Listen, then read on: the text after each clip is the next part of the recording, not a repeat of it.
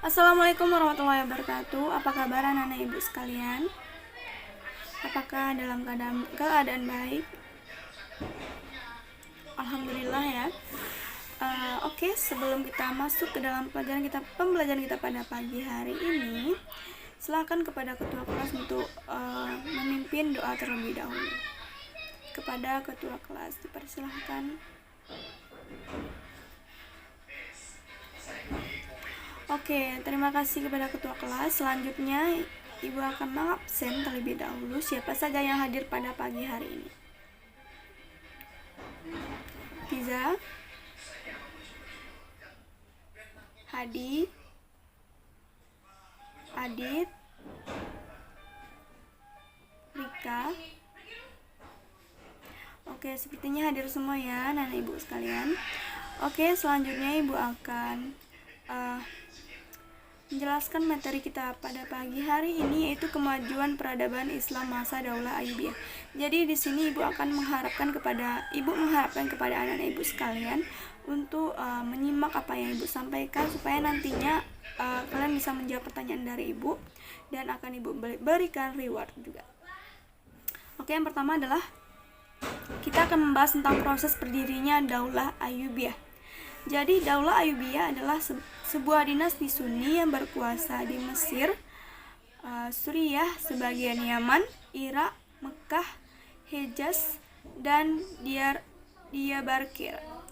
Jadi dia itu adalah dinasti Sunni yang berkuasa di Mesir, Suriah, sebagian Yaman, Irak, Mekah, Hejaz, dan Diyarbakir. Dinasti Ayyubiyah didirikan oleh Salahuddin Al-Ayyubiyah. Penamaan Al-Ayyubiyah dinisbatkan kepada nama belakangnya Al-Ayyubiyah. Jadi dinasti Ayyubiyah ini didirikan oleh Salahuddin Al-Ayyubi. Penamaan Al-Ayyubiyah dinisbatkan kepada nama belakangnya yaitu Al-Ayyubi. Diambil dari nama kakeknya yang bernama Ayub. Jadi disimak ya baik-baik anak-anak ibu sekalian, nanti pasti ada pertanyaan yang bersangkutan dengan yang ibu sampaikan sekarang ini. Oke, nama besar dinasti ini diperoleh sejak Salahuddin Yusuf Al-Ayyubi berhasil mendirikan kesultanan yang bermazhab Sunni, menggantikan kesultanan Fatimiyah yang bermazhab Syiah. Jadi sini bisa kita ambil, yaitu nama besar dari dinasti Al-Ayyubiyah ini diperoleh sejak Salahuddin Yusuf Al-Ayyubi berhasil mendirikan kesultanan yang bermazhab Sunni dan menggantikan kesultanan Fatimiyah yang bermazhab Syiah. Oke, selanjutnya kita akan membahas tentang keruntuhan. Sebelum kita membahas lebih lanjut tentang Ayyubiyah, lebih baik kita membahas terlebih dahulu apa sih yang menyebabkan keruntuhan Daulah Abbasiyah tersebut. Oke, Daulah Abbasiyah yang pernah mencapai puncak kejayaannya dalam sejarah peradaban Islam mulai menampakkan kemundurannya pada periode kedua kekhalifahannya. Kelemahan bidang politik dan pemerintahan menjadi salah satu penyebab utama dari keruntuhan Abbasiyah. Hal ini disebabkan karena periode kedua pemerintahan Daulah Abbasiyah tidak mandiri dalam bidang politik dan pemerintahan. Jadi bisa kita lihat faktor keruntuhan Daulah Abbasiyah ini adalah dari tidak mandirinya dalam bidang politik dan pemerintahan. Kelemahan pemerintahan Daulah Abbasiyah ini dimanfaatkan oleh daulah-daulah kecil untuk melepaskan diri dari kekuasaan Abbasiyah. Di antaranya yang pertama, Daulah Idrisiyah di Maroko pada tahun 172 sampai 311 Hijriah atau 788 sampai 932 Masehi. Yang kedua, Daulah Aghlabiyah di Tunisia pada tahun 184 sampai 266 Hijriah atau 800 sampai 909 Masehi. Yang ketiga adalah Daulah Tuluniyah, yaitu dari tahun 200 254 sampai 292 Hijriah atau 868 sampai 905 Masehi. Yang keempat, Daulah Iqsidiyah, yaitu dari tahun 323 sampai 358 Hijriah atau 935 sampai 969 Masehi. Yang kelima, Daulah Hamdaniyah, yaitu dari tahun 293 sampai 394 Hijriah atau 905 sampai 1004 Masehi. Yang keenam, yaitu Daulah Tahiriyah, yaitu dari tahun 205 sampai 259 Hijriah atau 851 sampai 873 Masehi.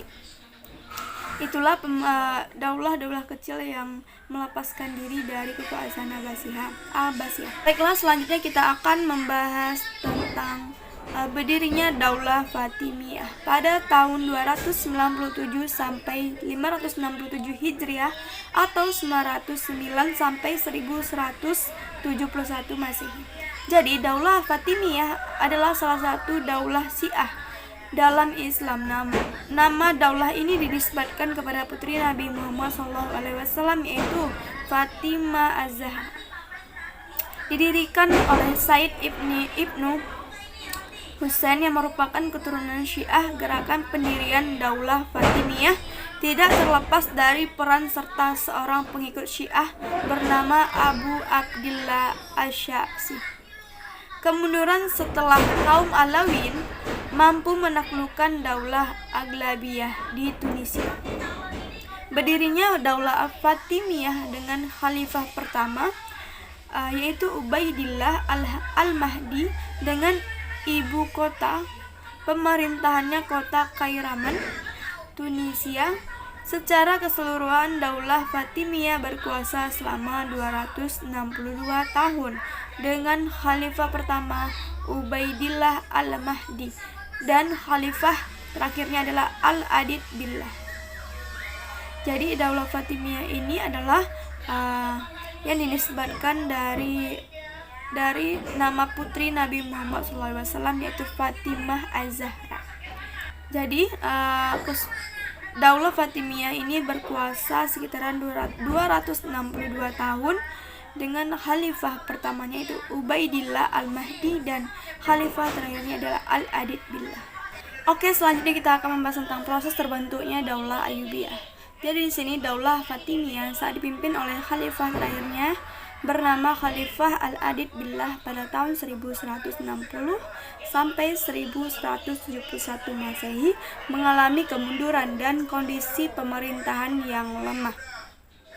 Selain karena musim pencengklik atau kekurangan bahan makanan, adanya penyerbuan tentara salib ke Mesir dan konflik internal pemerintahan Daulah Fatimiyah.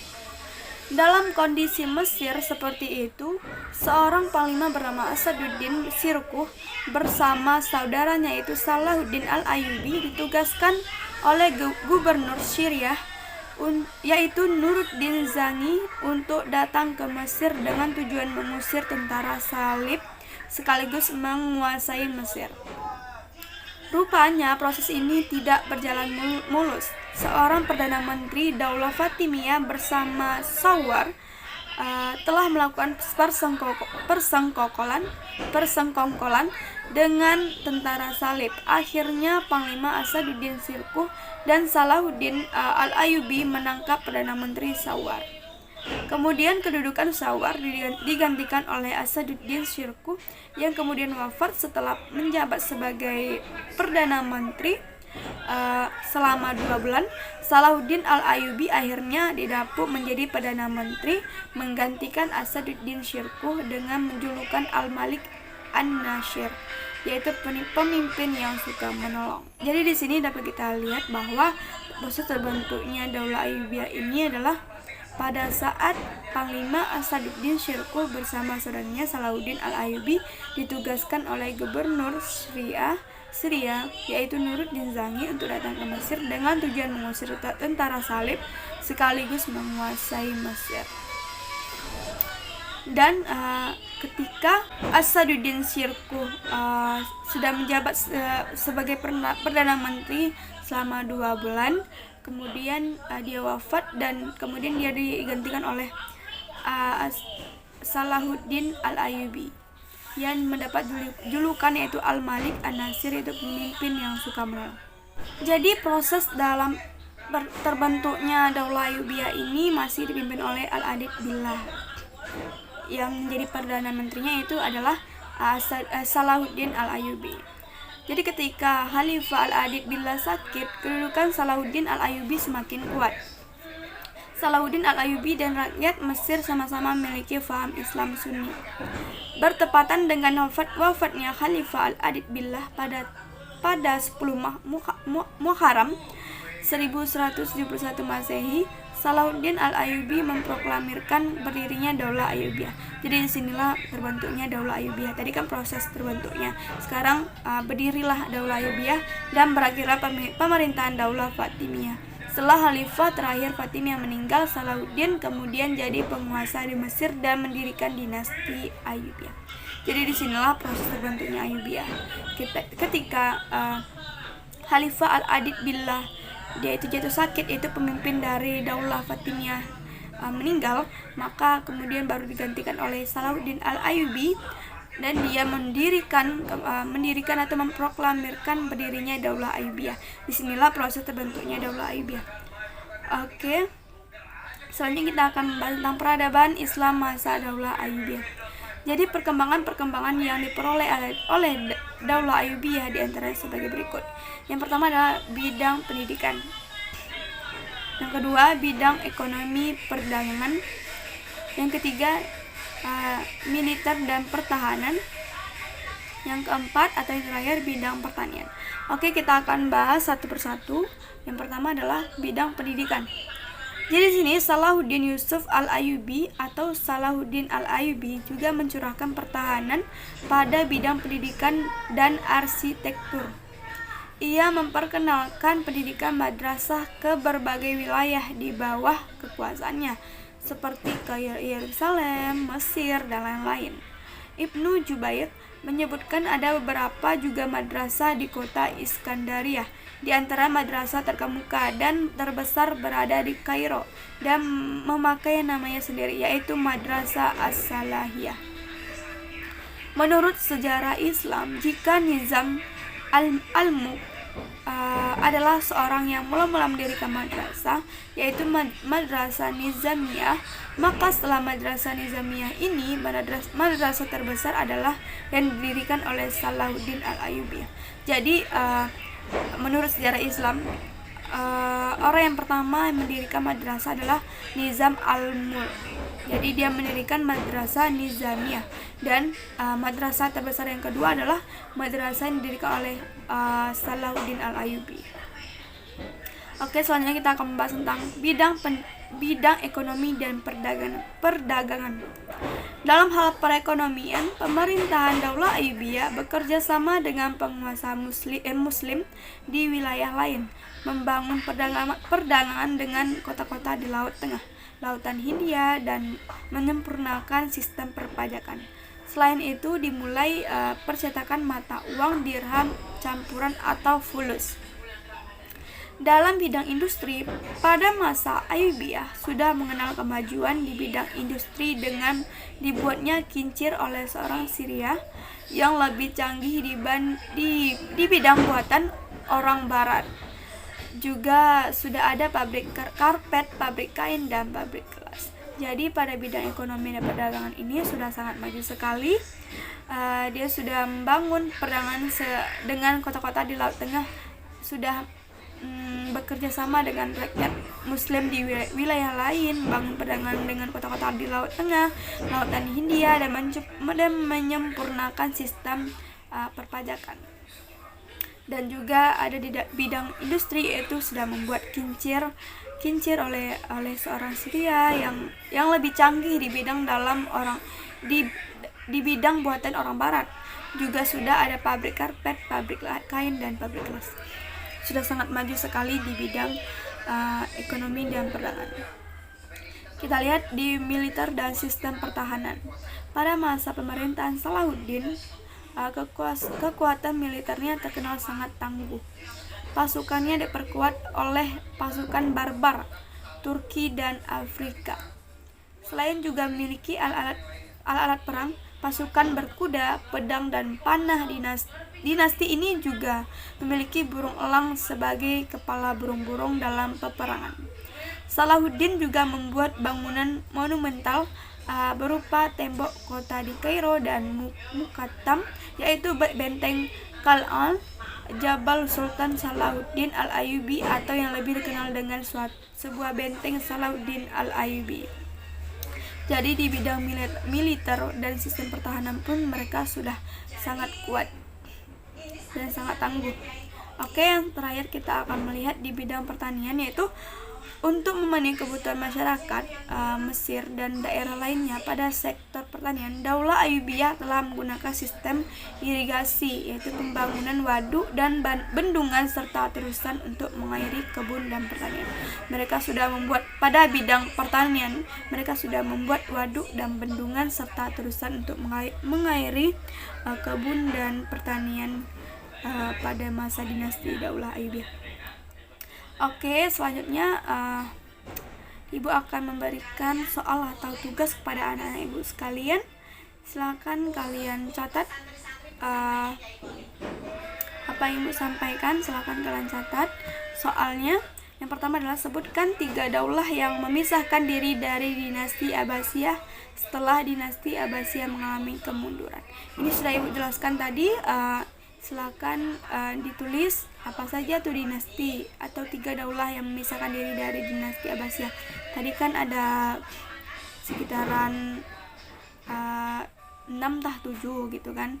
Silakan anak-anak Ibu jelaskan 3 daulah saja gitu. Yang kedua adalah siapakah khalifah terakhir dinasti Fatimiyah. Silakan anak-anak Ibu jelaskan siapakah khalifah terakhir dinasti Fatimiyah tersebut. Ini sudah Ibu jelaskan juga tadi di pembahasan. Yang ketiga, siapa pendiri dinasti Ayyubiyah. Ini juga sudah Ibu jelaskan juga di dalam pembahasan Ibu tadi. Yang keempat, nama dinasti Ayyubiyah diambil atau dinisbatkan kepada siapa? Siapakah yang namanya dinisbatkan dalam dinasti Ayyubiyah tersebut. Ini sudah Ibu jelaskan juga. Yang kelima, yang terakhir adalah siapakah nama dari paman Salahuddin Yusuf Al-Ayyubi yang melakukan ekspedisi di Mesir. Oke, segitu dulu soal yang akan Ibu berikan kepada anak-anak Ibu. Bagi siapa yang sudah selesai, silakan dikumpulkan ke depan. Oke, demikianlah pembelajaran kita pada pagi hari ini. Ibu harapkan kepada anak Ibu sekalian dapat mencernanya dengan baik dan dapat menjawab soalnya dengan baik juga. Oke, Ibu tutup pembelajaran kita pada pagi hari ini. Jika ada salah kata dari Ibu mohon maaf. Wabillahi taufiq wal hidayah. Wassalamualaikum warahmatullahi wabarakatuh.